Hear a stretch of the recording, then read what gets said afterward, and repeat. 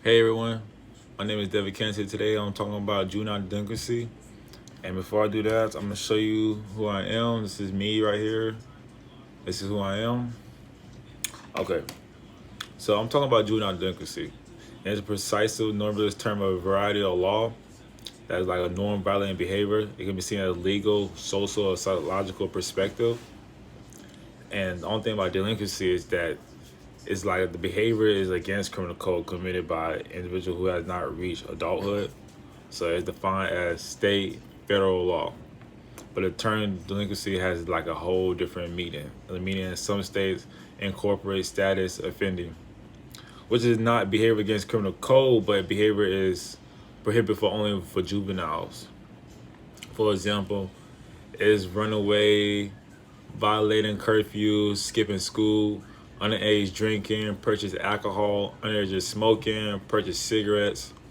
All right, there are things like that, which is like illegal things for a minor, a person, or a kid that's like not above 18.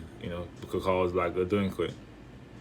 So even age is not a simple issue. Legal definition of delinquency, although like some states, anyone above 18 is a delinquent.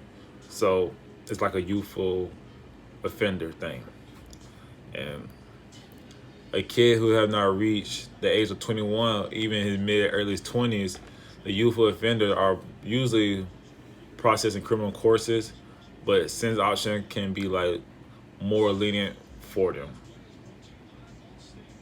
So it could be like good, it could be bad. Like it all depends on like the age and like the charge or the crime they get into.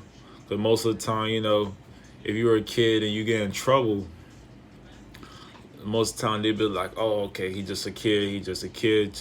We'll just get him like a little slack or like a slap on the wrist. But once you get over a certain age, more likely 18, any like criminal charge you get hit with, usually like they know like juvenile like detention or it's just jail or prison, more likely.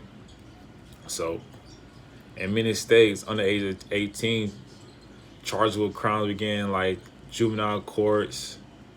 It regardless of seriousness of crime.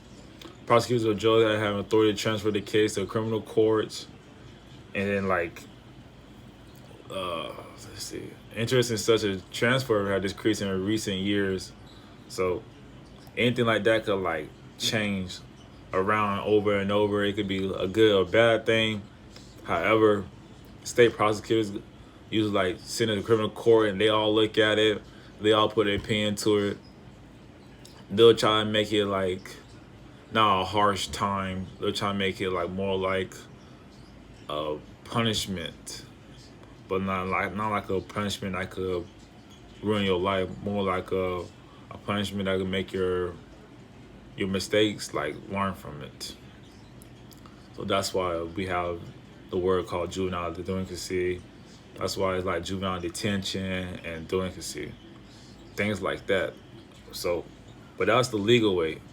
The social and psychological definition of delinquency may overlap, considered as just as it could be like inappropriate, aggressive behavior, I mean, timid. I don't know the word, but more like bullying, petty theft, vandalism. Like you trying to be like intimidated. There you go. That's how it is with social and psychological. You just a bully person. You just do that to kids that are like not really thinking like that's bullying, but really hurt their feelings. It's inappropriate for anything. So that's why like social and psychological definition of delinquency could be things like that. You know. And then I have another one called psychological definition of delinquency, and usually included disorder, antisocial behavior, or it could be more like a mental disorder.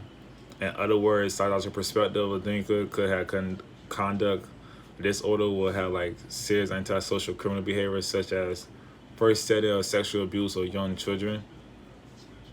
It could be things like that. It could be diagnosed that kids usually go through a trauma, and they grew up and seeing that, so they all decided like they want to be like the person who they look up to.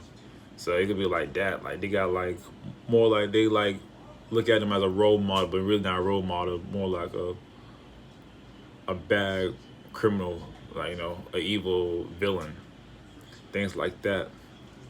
But those are like the three things that I talked about before the beginning of the video. It's like a legal, it's like social and psychological definition of juvenile delinquency. Thank you.